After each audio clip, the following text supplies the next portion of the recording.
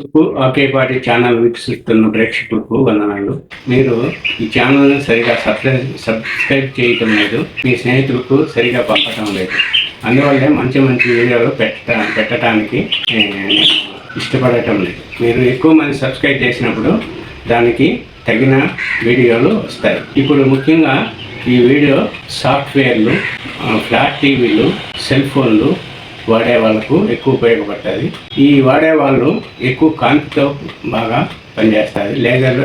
Laser కాంతి వాళ్ళ మీద ఎక్కువ పనిచేస్తుంది. తద్వారా కళ్ళు డ్యామేజ్ అవుతాయి. అంతేకాకుండా ఎందుకు డ్యామేజ్ అవుతాయంటే మన కంట్లో సాధారణంగా ఎన్ని కణాలు ఉంటాయి, ఎన్ని లక్షల కోట్ల కణాలు ఉంటాయి. ఎన్ని కణాలు చనిపోతాయో అన్ని కణాలు మళ్ళీ ఉత్పత్తి అవుతాయంటే వాడు ఆరోగ్యంగా ఉంటాడు. కానీ ఈ లేజర్ టీవీలు, సెల్లులు వాడటం వల్ల ఎక్కువ కణాలు త్వరగా తక్కువ కాలంలో చనిపోతుంటాయి. అందువల్ల దాన్ని తిరిగి ఆ కణాలు పుట్టడానికి సరైన వాతావరణం మన శరీరంలో ఉండదు. అందువల్ల చాలామంది కంటి చూపు కోల్పోవడం లేదా మరేదైనా పార్టు గుంత పడడం అంటే అక్కడ సెల్స్ అన్నీ చనిపోతూ ఉంటాయి.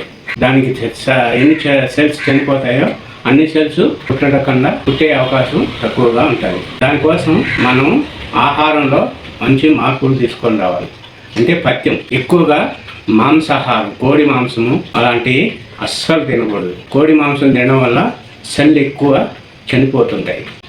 అన్ని సెల్స్ పుట్టాలంటే దానికి తీసుకోవాల్సిన మంచి ఆహారం ఏంటంటే పొనగంటాకు మన తలకాయ బ్రెయిన్ ఈ చుట్టుపక్కల అవయవాలన్నీ ఎక్కువ భాగం ఏ విటమిన్తో తయారైంటాయి. ఆ ఏ విటమిన్ ఎక్కువ భాగం పొనగంటాకులో వస్తాయి. పొనగంటాకులో వచ్చే ఏ విటమిన్ చాలా శరీర భాగాలకు ఉపయోగపడతాయి. అలాగే కాకరకాయ, అలాగే సిర్రాకు, అలాగే ఇక రక్తము డ్యామేజ్ అవ్వడం వల్ల కూడా సెల్స్ చచ్చిపోతాయి.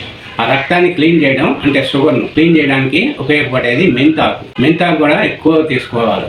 అప్పుడు మనకు బాగా మన అవయవాలు సెల్స్ బాగా చనిపోయే వాటికి మళ్ళీ రీప్రొడ్యూస్ అవడానికి ఉపయోగపడుతుంది. ముఖ్యంగా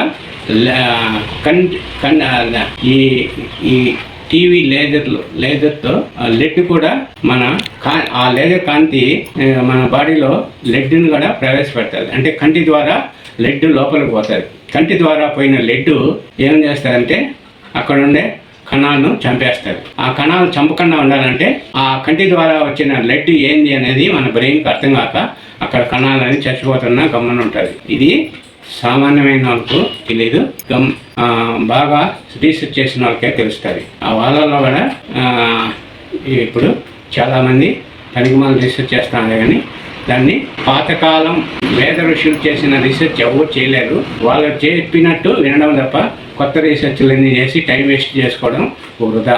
ఇప్పుడు ఆ లెడ్ పాలాకులో ఉంటుంది. లెడ్ అంటే పసిసం.